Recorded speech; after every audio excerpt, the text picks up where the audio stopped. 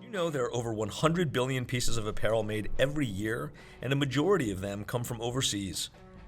That's enough for 12 articles of clothing for every person on Earth. Big Apparel has sacrificed simple for overly complicated.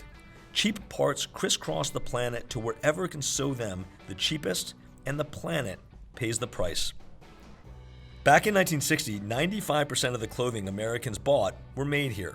Today, only 3% of the clothing we buy is made in the United States.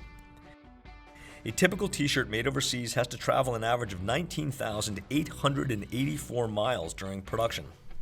That means if it were to travel just another 5,000 miles, it would have circled the globe and ended up back to where it started.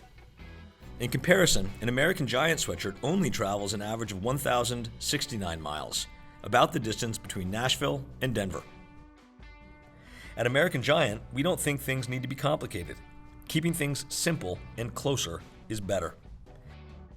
When things are closer, it drives better quality, stronger relationships, and more transparency. We become more accountable and are proud of our simple approach. It's better for people and the planet.